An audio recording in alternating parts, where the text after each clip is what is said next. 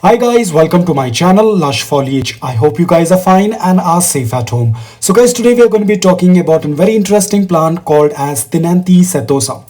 The growing conditions of this plant is very similar to Calathea's, that is, it likes to have a lot of humidity, it does not like a lot of direct sunlight. So we'll be talking about this plant in detail today. Now talking about temperature, these plants do well and they thrive in warmer temperatures. They do not prefer or they cannot tolerate really low temperatures. Now talking about the soil, as always, the soil is going to have coco peat with perlite. It's going to have regular garden soil and sand. Coco peat will help retain the moisture in the soil. Perlite will help aerate the soil. We have regular organic garden soil that will help with the nutrients, and we have sand that is going to make the entire mix well draining, because these guys do not like to be sitting in wet feet. They do not like to be sitting in soggy soil. So the soil has to be well draining. At the same time, it has to maintain slight moisture in the soil. Do not let the soil dry out for a very long time, otherwise you will end up with droopy or yellowing of leaves. Now talking about light, please do not expose your Ctenanthes to direct sunlight. This will burn the leaves, or at times they will even lose those stripes on them. The colors will fade off if they are exposed to too much of light. Ensure that they are placed either in partial shade or indirect sunlight. Now talking about watering, guys, ensure that you do not use very cold water. Do not use direct tap water. You can either use distilled water or you can use old water. Now when I say old water, meaning that you let the water sit in a container for 24 hours before using it on your plants. Usually the tap water can have a lot of minerals that could start yellowing the leaves, or it could start curling the leaves. Also ensure that the soil does not stay dry for a very long time. That will again lead to droopy leaves or yellowing of leaves. Ensure that there is slight moisture that is maintained throughout the time, but not soggy wet soil. The soil has to be well draining, and when you feel that the upper layer of soil is dry, you can go ahead and water the soil. Ensure that you do not overwater, otherwise that will also be a problem. So basically you need to maintain a balance between underwatering and overwatering so that they are slightly moist but not overwatered. Now talking about humidity, these plants prefer high humidity just like Calatheas and other foliage plants. If you belong to a place that has low humidity, then you'll have to buy either a humidifier, or you'll have to club in all the Calatheas, Ctenanthes and other foliage plants together to create that humidity. Or you can even try the pebble tray method as well.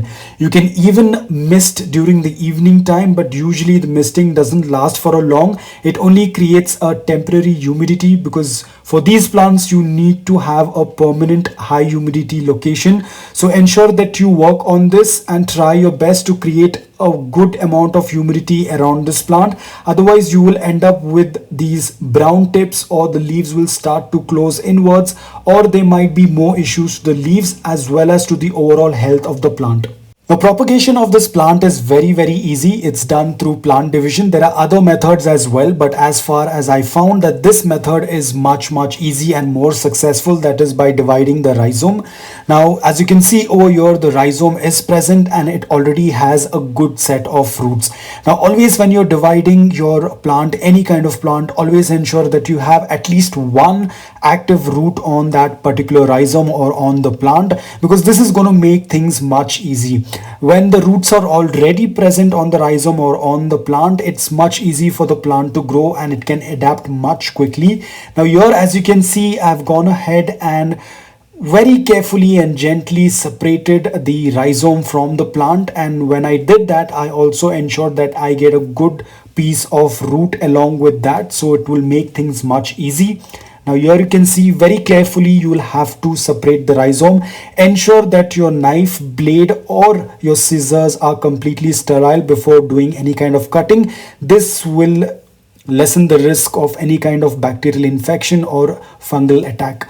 Now guys, I've gone ahead and separated. As you can see, this rhizome is completely separated from the mother plant. It has a good root system, and now I will go ahead and plant the rhizome in another pot. So guys, I'll also give you an update, because this entire video took a lot of time to shoot.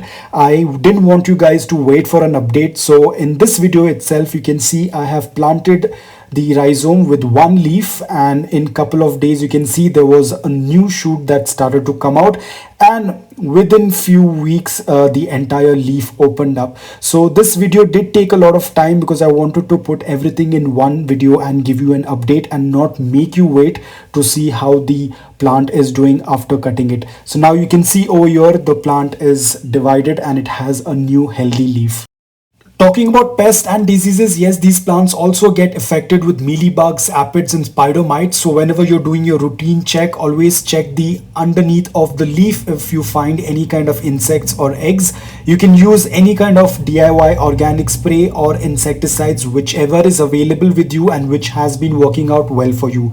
Now talking about diseases, this plant, because it likes high humidity, there is a high chance that you might end up overwatering the plant, which could lead to root rot. So ensure that you do not overwater and maintain a balance between underwatering and overwatering, and keep a check on your watering schedule. Pruning is very important, especially when you tend to see that if any leaf is infected or infested with bugs, if you tend to see that there are some spots on the leaves, you can quickly go ahead and trim that leaf so that those infection or that infestation would not spread onto the other leaves. Talking about fertilizers, I always advise to go with liquid based fertilizers because this tends to spread evenly in the soil and it's much easier for the plant to absorb. Now guys, whenever you're using any kind of fertilizers, always ensure that you use half of the dose that's mentioned on the bottle or on the packet, and always dilute your fertilizers in water before giving it out to your plant. Never use fertilizers in a concentrated form, otherwise the roots will get burnt, the plant will get burnt, and you might end up killing the plant because of using concentrated fertilizer. Talking about toxic, this plant is slightly poisonous, so you want to keep this plant away from small children and pets because if the leaves are ingested, it could lead to vomiting, diarrhea and other health problems. So guys, I hope that this video was helpful to you. If it was, please consider subscribing to my channel. Until then, take care, stay safe and keep planting.